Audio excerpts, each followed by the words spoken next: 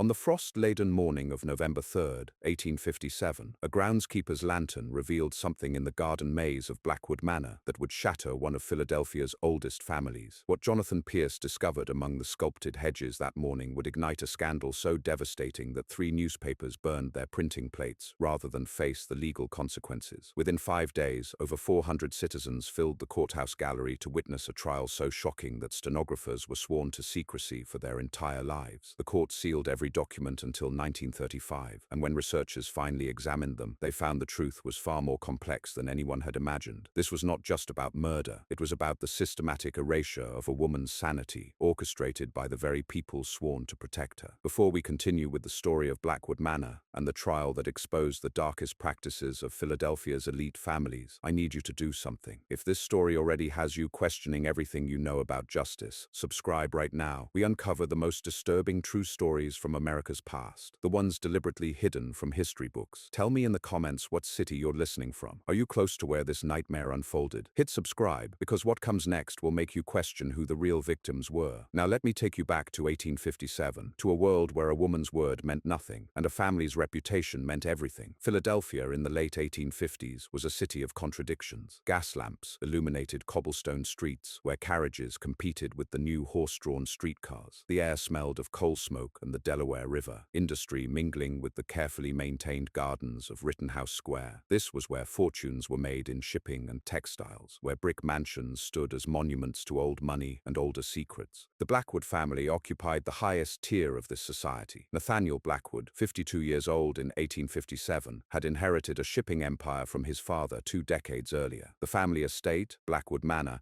sat on 5 acres in what is now Center City, a Gothic revival masterpiece completed in 1842. Imported marble, hand-carved woodwork, a garden maze designed by a European landscape architect. The house had 23 rooms, and in one of them, a woman had been slowly disappearing for 7 years. Nathaniel was exactly what Philadelphia society expected: tall, silver-haired, impeccably dressed in black frock coats. He sat on the boards of 3 banks, served as a hospital trustee, attended First Presbyterian Church every Sunday without fail. He was known as a devoted husband, which in that time and place meant he kept his wife well-dressed, well-fed, and well hidden. But Nathaniel Blackwood had a secret that would destroy everything he'd built, and that secret had a name: Constance. Constance Blackwood, born Constance Hartley, had married Nathaniel in 1848. She came from Boston wealth that rivaled the Blackwoods. Her father owned textile mills throughout New England. The marriage had been arranged, as most were, a strategic alliance designed to expand both families' influence. She had been vibrant once. Friends remembered her laugh, her skill at piano, her watercolor paintings that captured light in ways that seemed almost magical. She had opinions about literature, about politics, about the growing tensions between North and South. She had been, in the language of her time, too spirited for her own good. The marriage had produced 2 children, Margaret, now 8, and Samuel, 6. Both were cared for primarily by servants, seeing their mother only during supervised visits that grew increasingly rare. Because something had happened to Constance, or rather, something had been done to her. It began subtly. 6 months after Samuel's birth in 1851, Constance began expressing concerns about Nathaniel's business practices. She had discovered ledgers showing her husband was investing in slave trading ventures, something that violated her deeply held abolitionist beliefs. She confronted him privately, demanded he divest from these operations. Nathaniel's response was measured and terrifying. He explained very calmly that wives did not question their husband's business decisions, that her opinions on such matters were not only unwelcome but evidence of an unstable mind, that if she persisted in this behavior, he would have no choice but to seek medical intervention for what was clearly a nervous condition. Constance, educated and intelligent, recognized this as a threat. She knew what medical intervention meant for women in 1851. She had heard stories of wives committed to asylums for disagreeing with their husbands, for wanting control over their own inheritances, for simply being inconvenient. She tried to stop. She tried to be the silent, obedient wife society demanded. But Constance had also begun noticing other things: money disappearing from household accounts, strange men visiting Nathaniel's study late at night, her husband returning home with blood on his shirt cuffs, offering vague explanations about business disputes, and she made the fatal mistake of writing these observations in a journal, thinking her private thoughts were safe. Nathaniel found the journal in April 1852. He read every page, saw every suspicion and question Constance had recorded. And that night, he summoned Dr. Silas Drummond to Blackwood Manor. Dr. Drummond was 67 years old, graduate of the University of Pennsylvania's medical school, and a firm believer in the prevailing theories about women's mental health. He believed women were fundamentally weaker than men, prone to hysteria and delusion, especially during and after childbirth. He had committed dozens of women to asylums on nothing more than their husband's testimony that they were becoming difficult to manage. When Dr. Drummond arrived that night, Nathaniel presented him with Constance's journal. He pointed to passages where she questioned his business ethics, passages where she expressed doubt about their marriage, passages where she wondered if she might be happier living separately. "You see, Doctor," Nathaniel said with perfectly performed concern, "my wife has become obsessed with delusions. She believes I am involved in criminal activities. She has become hostile toward me, toward our marriage. I fear for her mind, and frankly for the children's safety if she continues to deteriorate." Dr. Drummond examined Constance the next morning. He asked her if she had written the journal. She admitted she had. He asked if she truly believed her husband was involved in illegal activities. She hesitated, then said yes, she had concerns. That hesitation, that honesty, sealed her fate. Dr. Drummond diagnosed Constance with puerperal insanity, a catch-all term for any mental disturbance in women who had given birth. He recommended treatment, complete rest,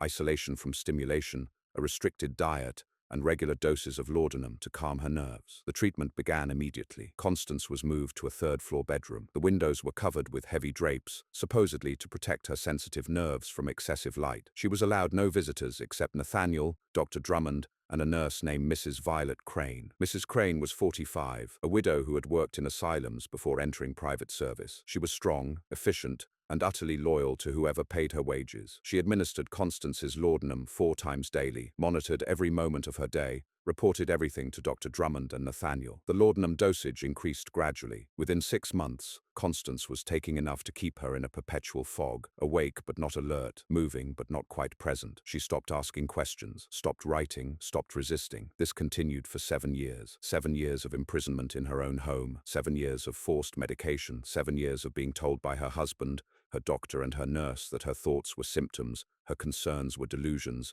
her very self was a disease that needed to be controlled. Her children were told their mother was ill, that they must not disturb her. Her friends were told the same. Society accepted this explanation without question because wives who became nervous after childbirth were common enough that no one thought to investigate further. But Constance had not disappeared completely. Somewhere beneath the laudanum haze, beneath the enforced passivity, she was still there, still watching, still waiting, and she had an unexpected ally. Jonathan Pierce was 28 years old, Blackwood Manor's head groundskeeper. He had worked on the estate for 6 years, maintaining the gardens, the maze, the greenhouse. He was quiet, competent, largely invisible to the family except when something needed fixing. But Jonathan had a secret too. He could read. This was unusual for someone in his position. Most groundskeepers were illiterate laborers. But Jonathan's mother had been a schoolteacher before she married. She had taught her son not just reading but critical thinking, taught him to question what he was told, to look beneath surfaces. And Jonathan had been looking beneath the surfaces at Blackwood Manor for quite some time. He had noticed Mrs. Blackwood's transformation, had seen a vibrant woman become a ghost, had watched her walking in the garden during her brief supervised outings, moving like someone underwater, eyes unfocused, hands trembling. He had noticed the laudanum bottles accumulating in the trash, had overheard conversations between Dr. Drummond and Nathaniel about maintaining the current treatment indefinitely, had seen Nathaniel's face when he looked at his wife, not concern, but cold calculation. Jonathan had also noticed something else. Late at night, when the household was supposed to be asleep, Nathaniel met with men in his study. Jonathan, working late in the greenhouse, could see shadows moving behind the study windows, could hear raised voices, though not words, could see money changing hands, documents being signed. And one night in October 1857, Jonathan saw something that changed everything. He was trimming hedges near the study window when he heard Nathaniel's voice raised in anger. The window was open slightly. The night was warm, and sound carried clearly. "I don't care what it takes," Nathaniel was saying. "The shipment needs to arrive before the election. If Douglas wins, the whole operation becomes infinitely more complicated." Another voice, unfamiliar to Jonathan. "What about your wife? She saw the last ledgers. If she talks, she won't talk." Nathaniel's voice was cold, certain. "She can barely remember her own name at this point. Drummond has seen to that. By next year, we'll have her committed to Kirkbride permanently. Once she's officially insane, nothing she says will matter." Jonathan's blood went cold. Kirkbride was Philadelphia's asylum, a massive Gothic institution where patients disappeared for years, sometimes forever. The conversation continued, but Jonathan had heard enough. He moved away from the window, his mind racing. He had suspected Nathaniel was keeping his wife drugged, but this was something worse. This was deliberate, systematic systematic erasure of a woman's mind to prevent her from exposing whatever illegal business Nathaniel was conducting. Jonathan knew he should walk away. He was a groundskeeper. Nobody. Nothing. Going against Nathaniel Blackwood would cost him his job, possibly his life. Men who crossed Philadelphia's elite families had a way of disappearing. But Jonathan had watched Constance Blackwood being slowly destroyed for 6 years, had seen her children grow up without a mother because their father found it convenient to declare her insane, had witnessed an atrocity happening in slow motion, hidden behind respectability and medical authority. He made a decision that night. He would find a way to help her. The opportunity came 2 weeks later. Mrs. Crane had been called away. Her sister in Wilmington was dying. She would be gone for 5 days. Dr. Drummond arranged for a temporary nurse, but there was a gap of one afternoon when no one would be monitoring Constance except the regular household staff, who rarely ventured to the 3rd floor. Jonathan waited until mid-afternoon, when most of the staff were occupied with their duties. He entered the house through the service entrance, climbed the back stairs to the 3rd floor, and knocked softly on Constance's door. No answer. He tried the handle. Locked, as always. But Jonathan had been maintaining Blackwood Manor for 6 years. He knew where every key was kept, including the spare for the 3rd floor bedrooms. He unlocked the door and entered. The room was dim, curtains drawn despite the bright November afternoon outside. It smelled of laudanum and decay, the peculiar staleness of a space where no fresh air ever circulated. Constance sat in a chair by the covered window, wearing a nightgown despite the hour, hair uncombed, hands folded in her lap. She didn't look up when he entered. "Mrs. Blackwood," Jonathan said quietly. "My name is Jonathan Pierce. I'm the groundskeeper. I need to speak with you." No response. Her eyes remained fixed on some point in the middle distance. Jonathan approached carefully and knelt beside her chair. "Mrs. Blackwood, I know what your husband is doing to you. I know about the laudanum. I know he's keeping you drugged so you can't expose his business dealings. I want to help you." Finally, her eyes shifted toward him. For a moment they were completely blank, and Jonathan's heart sank. Perhaps it was too late. Perhaps Constance Blackwood was truly gone, lost in 7 years of forced medication. But then something flickered in those eyes. Recognition, understanding, and beneath that something fierce and desperate. Hope. "Help?" Her voice was rough from disuse, barely above a whisper. "Yes, but I need you to do something very difficult. I need you to stop taking the laudanum. When Mrs. Crane returns, when she gives you your doses, you need to hold it in your mouth and spit it out when she's not looking. It will be hard. Your body is dependent on it now. You'll feel terrible for a while. But if you can clear your mind, if you can become yourself again, we might have a chance." Constance stared at him. "Why?" she finally asked. "Why would you help me?" Jonathan considered the question. "Because what's being done to you is wrong. Because I've watched it happen for 6 years and hated myself for not acting sooner. Because someone needs to." Tears began running down Constance's face, the first genuine emotion she'd shown in years. "I thought I was insane," she whispered. "They told me so many times I almost believed it. You're not insane. You're imprisoned. But we can change that if you're willing to fight." Constance's hands,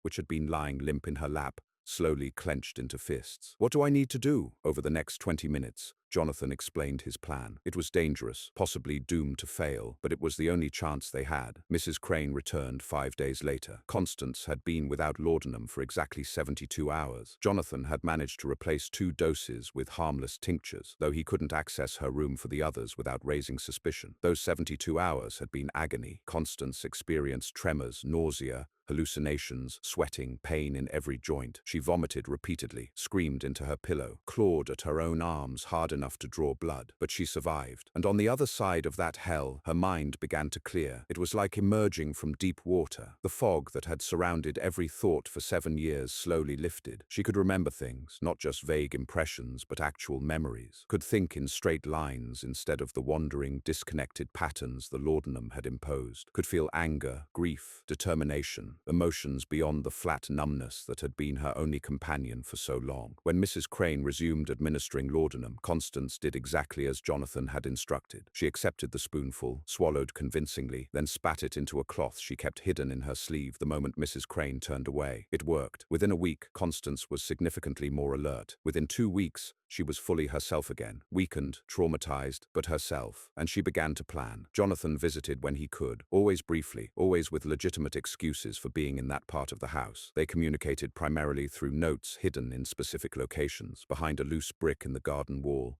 inside a flower pot in the greenhouse. Constance wrote everything she could remember about Nathaniel's business dealings, names of his associates, dates of meetings, details from ledgers she had seen years ago that her recently cleared mind could now recall, evidence of illegal slave trading operations, of bribes paid to city officials, of money laundering through false shipping manifests. Jonathan took these notes to the one person he thought might help, Thomas Crawford, a young reporter for the Pennsylvania Freeman, an abolitionist newspaper. Crawford was 26, idealistic, hungry for a story that would make his career. When Jonathan showed him Constance's notes, his eyes widened. "If this is true," Crawford said, "Nathaniel Blackwood isn't just a businessman, he's a criminal. But we need proof beyond a drugged woman's testimony. We need documents." "The documents are in his study," Jonathan said, "in a safe behind the bookshelf. Can you get to them?" Jonathan shook his head. "I don't have access to that part of the house, and I don't know the combination to the safe. Mrs. Blackwood might, but she can't exactly walk downstairs and open it." Crawford thought for a moment. "What if we create a situation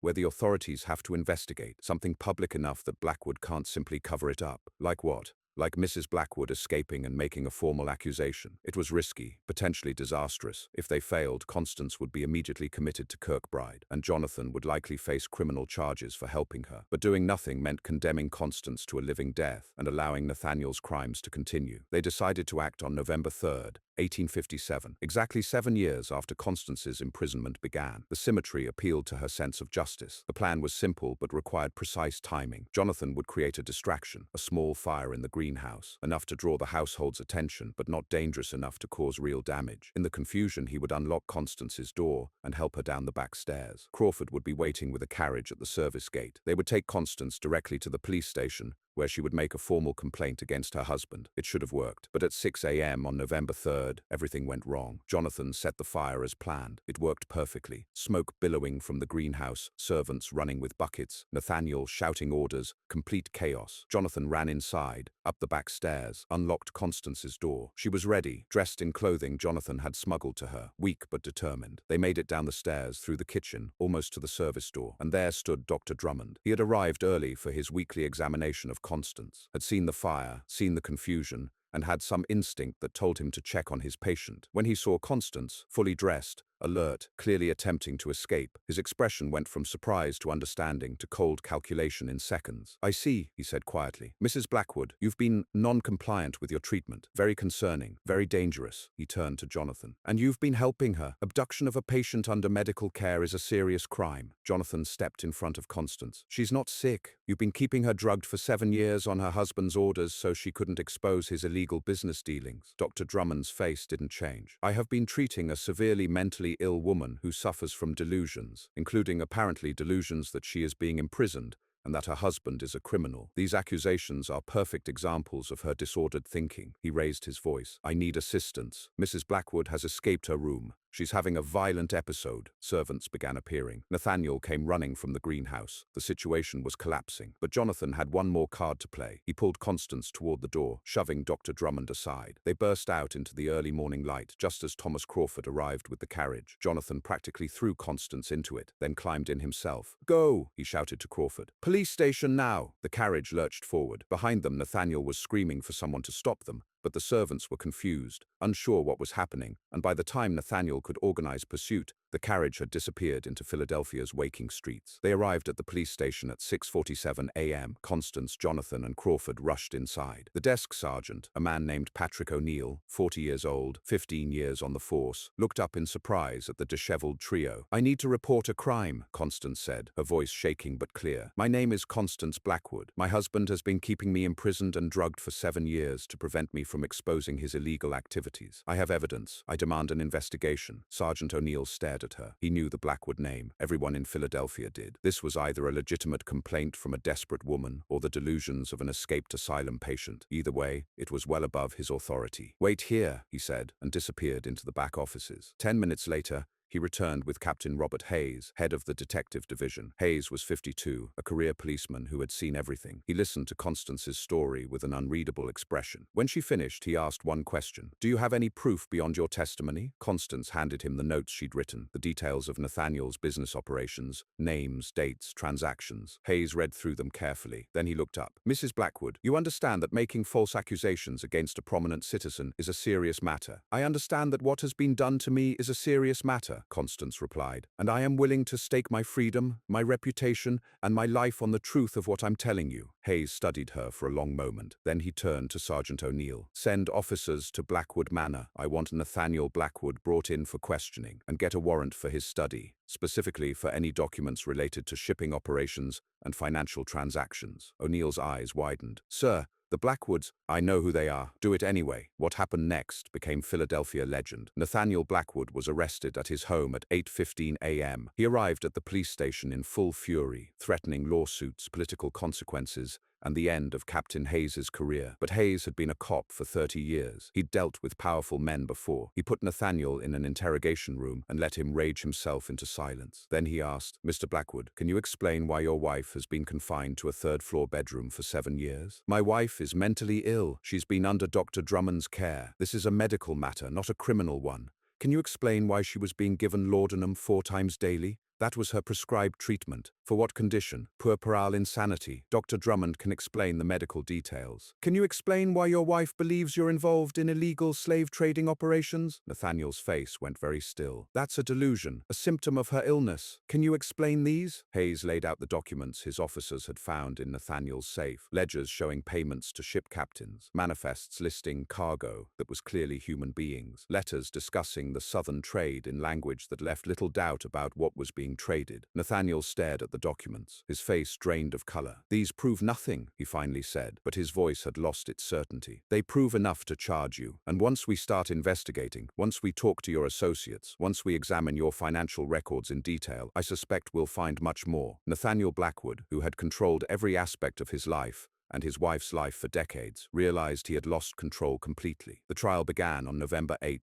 1857. The courthouse was packed beyond capacity. People stood in aisles, crowded doorways, pressed against windows. This wasn't just a trial, it was a spectacle that would be discussed for generations. Nathaniel faced multiple charges: operating illegal slave trading operations, false imprisonment of his wife, conspiracy to commit fraud, bribery of public officials. Each charge carried years in prison. But the most dramatic testimony came from Constance herself. She took the stand on the second day, wearing a simple grey dress, her hair pulled back, her face still showing the effects of 7 years of laudanum, but her eyes clear and determined. The prosecutor, a man named William Morrison, who had taken the case specifically because he despised everything the Blackwoods represented, led her through her testimony. Mrs. Blackwood, can you describe what happened after you questioned your husband's business practices? In a clear, steady voice, Constance described everything: the journal, the diagnosis, the laudanum, the 7 years of fog, the systematic erasure of her identity, the threats of permanent commitment to Kirkbride. The courtroom was utterly silent as she spoke. Even the judge, Robert Anderson, 61 years old, known for his stern demeanor, seemed shaken. When she finished, Nathaniel's defense attorney, Charles Hampton, one of Philadelphia's most expensive lawyers, stood for cross-examination. Mrs. Blackwood, he began in a gentle, condescending tone, isn't it true that you suffered from severe mental disturbance after your son's birth? No, I suffered from disagreement with my husband's illegal activities. That's not the same thing. But Dr. Drummond diagnosed you with puerperal insanity.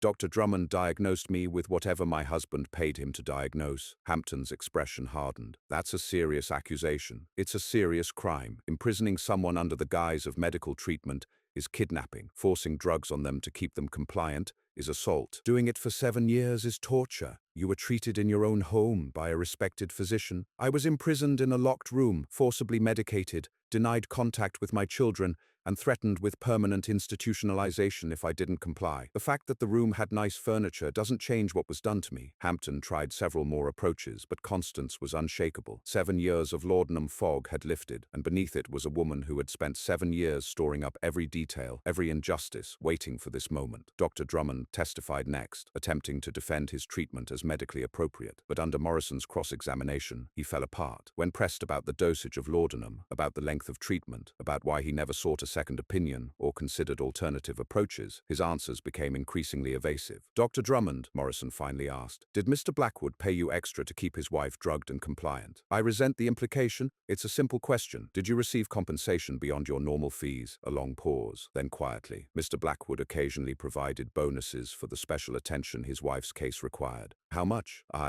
I don't recall exactly. Morrison produced bank records seized during the investigation. According to these records, Mr. Blackwood paid you $5,000 over 7 years, in addition to your standard fees. That's more than most doctors earn in their entire careers. What exactly were these payments for? Dr. Drummond had no answer. The jury deliberated for less than 3 hours. They found Nathaniel Blackwood guilty on all charges. When the verdict was read, Nathaniel showed no emotion. He had been expecting it. His world had collapsed so completely in the past week that the final confirmation seemed almost anticlimactic. Judge Anderson sentenced him to 20 years in prison. Given Nathaniel's age, 52, this was effectively a life sentence. But the judge had more to say. Mr. Blackwood, he began, looking directly at the defendant, you have been convicted of serious crimes. But in some ways, what you did to your wife is worse than any of them. You took a vibrant, intelligent woman and systematically destroyed her mind and spirit. You used the medical profession as a weapon. You perverted the sacred bond of marriage into a prison. You stole 7 years of her life, 7 years of her children's lives,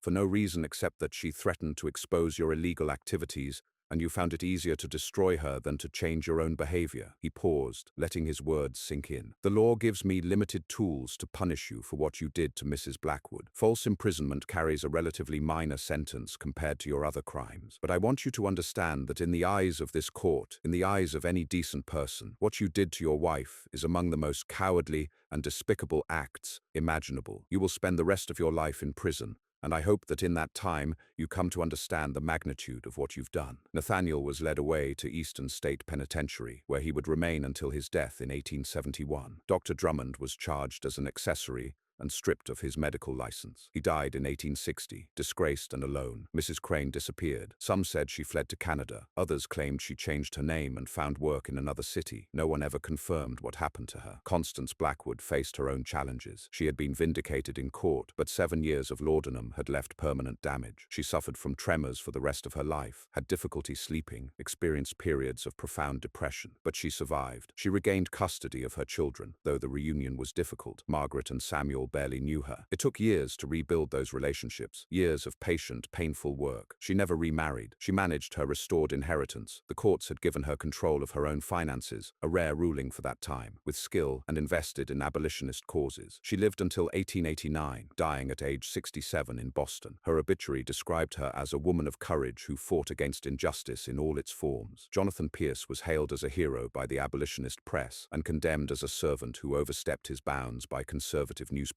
He left Blackwood Manor's employment and worked for several years as an investigator for an organization helping other women escape similar situations. He married in 1862, had 4 children, and lived until 1901. His descendants kept letters he'd written describing the Blackwood case, and these were donated to the Historical Society of Pennsylvania in 1967. Thomas Crawford wrote the definitive account of the trial for the Pennsylvania Freeman. The article was reprinted in dozens of newspapers across the North and helped fuel the growing awareness that women trapped in abusive marriages had no legal recourse, no voice, no rights. The case became a touchstone for early women's rights advocates. Elizabeth Cady Stanton referenced it in speeches. Susan B. Anthony used it as an example of why women needed legal independence from their husbands. But for decades, the most detailed records remained sealed. The court had ruled that documents related to Constance's medical treatment were private, that protecting her dignity required limiting public access. In 1935, 78 years after the trial, the sealed records were finally opened to researchers. What they revealed was even worse than the public had known. Among the documents was Constance's original journal, the one Nathaniel had used to justify her treatment. Researchers who read it found not the ravings of a mad woman, but the thoughtful, detailed observations of an intelligent woman who had discovered her husband was a criminal and was trying to decide what to do about it. Also in the records, letters between Nathaniel and Dr. Drummond discussing dosage adjustments, debating how much laudanum was enough to keep Constance compliant without killing her, clinical discussions about destroying a woman's mind, written in the same tone as grocery lists, and most chilling, a document drafted by Nathaniel in 1856, never filed, committing Constance to Kirkbride Asylum permanently. It was dated, signed, witnessed by Dr. Drummond. All it needed was Nathaniel's final approval to be activated. Constance had been one signature away from disappearing forever into the asylum system. Only Jonathan Pierce's intervention had saved her. Historians who studied the case noted something else. Constance Blackwood's situation was not unique. Across America in the 1850s, thousands of women were imprisoned in asylums or drugged into compliance by husbands who found them inconvenient. Most had no Jonathan Pierce to help them. Most died without anyone knowing their stories. The legal changes that eventually essentially gave women rights in marriage, the right to own property, to divorce abusive husbands, to have custody of their children. These came decades too late for most of those women. But they came partly because of cases like Constance Blackwood's, because her suffering was made public, because a groundskeeper and a reporter decided her life mattered, because a jury and a judge had the courage to convict a powerful man. In 2012, the site where Blackwood Manor once stood, now occupied by an office building, received a small historical marker. It reads, "Near this location stood Blackwood Manor, where Constance Blackwood was imprisoned by her husband from 1850 to 1857. Her escape and subsequent trial helped expose the use of medical institutions to control and silence women. Her courage paved the way for legal reforms protecting women's rights." The marker doesn't mention the laudanum, the 7 years of fog, the permanent tremors. It doesn't mention Dr. Drummond or Mrs. Crane or the systematic destruction of a woman's mind disguised as medical care. Those details remain in the sealed records, available to researchers but not part of the simple narrative on the bronze plaque. Because some truths are too complicated for public monuments. Some stories resist easy moral lessons. Constance Blackwood was a victim, yes, but she was also a survivor who fought back with every tool available to her. Jonathan Pierce was a hero, but he was also a man who waited 6 years before acting. Watching suffering he could have stopped earlier. Thomas Crawford was a crusading journalist, but he was also a young man who saw a career-making story and seized it. Even Nathaniel wasn't a simple monster. The records show he genuinely believed he was doing what was necessary to protect his business, his family's reputation,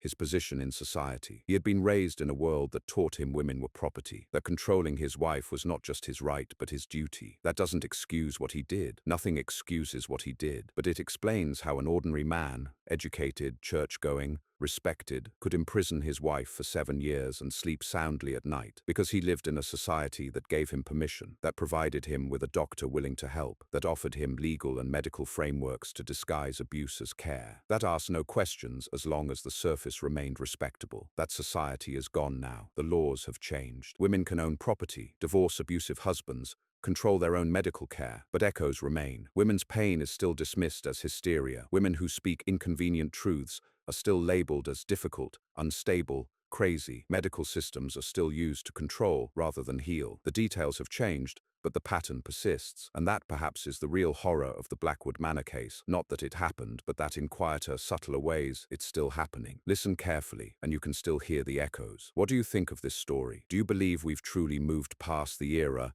when women could be imprisoned in their own homes, or are there modern equivalents we're not acknowledging? Leave your comment below. If you enjoyed this dark tale from American history and want more stories like this, subscribe to our channel, hit that notification bell, and share this with someone who appreciates historical mysteries that make you question everything. See you in the next video, where we'll uncover another forgotten nightmare from America's past.